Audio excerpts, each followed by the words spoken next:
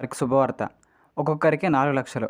ఈ యొక్క టాపిక్ గురించి పూర్తిగా తెలుసుకుందాం. అందుకంటే ముందుగా మన ఛానల్ కొత్తగా వచ్చినట్లయితే సబ్స్క్రైబ్ బటన్ బెల్ ఐకాన్ దానిలో పెట్టుకొని ఖచ్చితంగా ఈ వీడియోకి లైక్ చేసినప్పుడైతే మరింత మందికైతే వీడియో షేర్ అవుతుంది. మన ఛానల్కి అయితే మీకు సపోర్ట్ అనేది ఈ విధంగా కోరుకున్నానండి. కొత్తగా ఇల్లు కట్టుకునే వారికి శుభవార్త. ఒక్కొక్కరికైతే 4,00,000 రూపాయలు మనకైతే రాబోతుందండి. ఇక్కడ చూసినట్లయితే పీఎంఏవై ప్రధాన మంత్రి ఆవాస్ యోజన పథకం కింద మనకైతే కొత్తగా ఎంపికైన లబ్ధిదారులకైతే ఇక నుంచి ఇంటి నిర్మాణం కోసం 4,00,000 అయితే పొందుతారండి.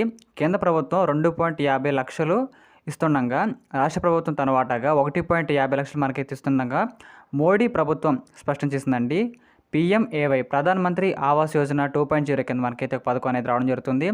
మొత్తం మీద మనకైతే ఇక్కడ 4,00,000 రూపాయలు మనకైతే ఇక్కడ డబ్బులు అనేది రావడం జరుగుతుందండి. మన యొక్క కొత్త ఇంటిని కట్టుకునే వారికి మాత్రమేనండి, అర్థం చేసుకోండి. కొత్తగా ఇల్లు కట్టుకున్న వాళ్ళకైతే 4,00,000 రూపాయలు మనకైతే కేంద్రం నుంచి రాష్ట్రం నుంచి మనకైతే ఈ విధంగా సహాయం అయితే పొందబోతున్నామని చెప్పుకోవచ్చండి.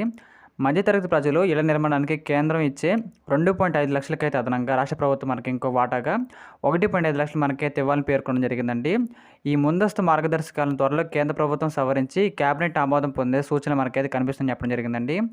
దీంతో పాటుగా పట్టణాల్లోని సామాన్య మధ్యతరగతి ప్రజలకైతే ఇల్లు నిర్మించేందుకు కేంద్ర రాష్ట్ర ప్రభుత్వం వాటాగా 4,00,000 రూపాయలు మనకైతే ఉపాధి హామీ పథకం కింద అదనంగా 30,000 ఇందుకోసం 2024 నుంచి 2025లో అమలు చేయనున్న ప్రధానమంత్రి ఆవాస్ యోజన అర్బన్ 2.0 పథకం మార్గదర్శకాలు మనకైతే కేంద్రం సవరించిందండి. ఈ ప్రాజెక్టుకు అన్ని రాష్ట్ర ప్రభుత్వాలు తమ వంతుకు నిధులు కేటాయించాలని కేంద్రం స్పష్టమైతే చేసింది. ఇందుకు సంబంధించిన ముసాయిదా మార్గదర్శకాలు మనకైతే ఎన్నికలకు ముందే అన్ని రాష్ట్రాల ప్రభుత్వాలు మనకైతే పంపించారండి. ఎన్నికలకు ముందు కేంద్ర ప్రభుత్వం పేదలకు ఇళ్ల నిర్మాణంలో జాప్యంపై విచారణకైతే ప్రతినిధి బృందాన్ని అయితే పంపింది. నివేదిక అందుకున్న తర్వాత ప్రధానమంత్రి ఆవాస్ యోజన అర్బన్ 2.0 పథకం మార్గదర్శకాల్లో మార్పులు చేపట్టాయండి.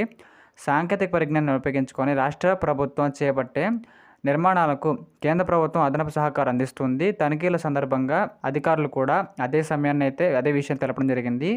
ఈ ప్రాజెక్టు అమలులో రాష్ట్ర వాటా 1.5 లక్షలు 1.5 లక్షల ఆర్థిక సహాయం మనకైతే రాష్ట్రంపై భారం అవుతుందనికైతే భావిస్తున్నారండి. ఇంకా అదేవిధంగా పట్టణ ప్రాంతాల్లో పీఎంఏవై 2.0 కింద 2024 నుంచి 2025 నాటికైతే దేశవ్యాప్తంగా 3 కోట్ల ఇళ్లను నిర్మించాలని కేంద్ర ప్రభుత్వం లక్ష్యంగా పెట్టుకుందండి. రాష్ట్రం పట్టణాభివృద్ధి సంస్థలు నివారిస్తున్న పేదలకైతే ఈ పథకం వర్తిస్తుంది.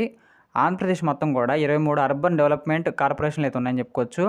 ఈ పథకానికి అర్హులైన వారికైతే ఇల్లు నిర్మించుకునేందుకు 4,00,000 నగదు ఉపాధి హామీ పథకం కింద అదనంగా మరో 30,000 మనకి అందజేస్తారండి. గత వైసీపీ ప్రభుత్వంలో ఈ పథకానికి సక్రమంగా అమలు చేయాలని మనకైతే కేంద్రం వారైతే విమర్శించడం జరిగింది. ఈ నేపథ్యంలో ఏపీలో ప్రధాన మంత్రి ఆవాస్ యోజనకైతే అమలు చేసిన ఎన్డీఏ ప్రభుత్వం మనకైతే నిర్ణయించడం జరిగిందండి.